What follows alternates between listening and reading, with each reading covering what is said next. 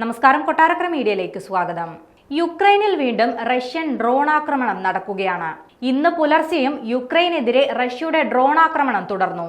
തലസ്ഥാനമായ കീവിനെ ലക്ഷ്യമിട്ടാണ് ശക്തമായ ആക്രമണം ഉണ്ടായതെന്നാണ് റിപ്പോർട്ടുകൾ. ആക്രമണത്തിൽ തെക്കൻ തുറമുഖമായ ഒഡെസയിലെ ഒരു പ്രസവ വാർഡിന് കേടുപാടുകൾ സംഭവിച്ചതായി പ്രാദേശിക ഉദ്യോഗസ്ഥനെ ഉദ്ധരിച്ച് അന്താരാഷ്ട്ര മാധ്യമങ്ങൾ റിപ്പോർട്ട് ചെയ്യുന്നുണ്ട്.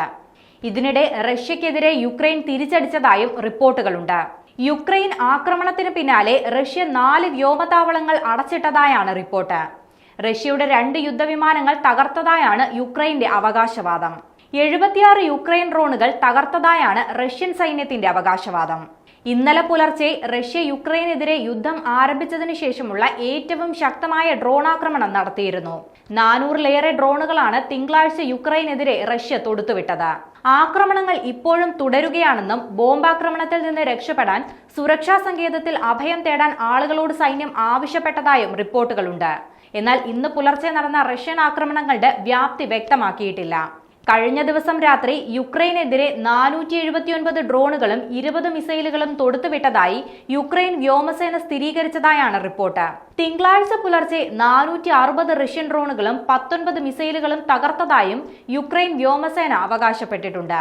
റഷ്യയുടെ വ്യോമതാവളങ്ങളിൽ ഡ്രോൺ ആക്രമണം നടത്തി 40ഓളം യുദ്ധവിമാനങ്ങൾ യുക്രൈൻ തകർത്തതിന് പിന്നാലെയാണ് റഷ്യ ആക്രമണം ശക്തിപ്പെടുത്തിയിരിക്കുന്നത്. അമേരിക്കയുടെ നേതൃത്വത്തിൽ നടക്കുന്ന വെടിനിർത്തൽ നീക്കങ്ങൾക്കിടെയാണ് റഷ്യ യുക്രൈനിൽ ആക്രമണം ശക്തമാക്കുന്നത്. കഴിഞ്ഞ ദിവസങ്ങളിൽ നടന്ന ചർച്ചകളുടെ അടിസ്ഥാനത്തിൽ ഇരു രാജ്യങ്ങളും തടവുകാരെ കൈമാറാൻ ധാരണയായിരുന്നു. ഇതിന് പിന്നാലെയാണ് റഷ്യ വീണ്ടും ആക്രമണം കടുപ്പിച്ചിരിക്കുന്നത്. നിരവധി ലക്ഷ്യങ്ങളിലേക്ക് റഷ്യ തൊടുത്തുവിട്ട 100 കണക്കിന് പ്രൊജക്ടൈലുകളിൽ 10 എണ്ണം മാത്രമേ ലക്ഷ്യസ്ഥാനത്ത് എത്തിയിട്ടുള്ളൂവെന്നാണ് യുക്രൈൻ ഉദ്യോഗസ്ഥരെ ഉദ്ധരിച്ചുള്ള റിപ്പോർട്ട്. വ്യോമാക്രമണത്തിനൊപ്പം റഷ്യയുടെ യുക്രൈൻ അധിനിവേശ പ്രദേശങ്ങളിൽ കരയാക്രമണവും ശക്തിപ്പെടുത്തിയതായും റിപ്പോർട്ടുകളുണ്ട്.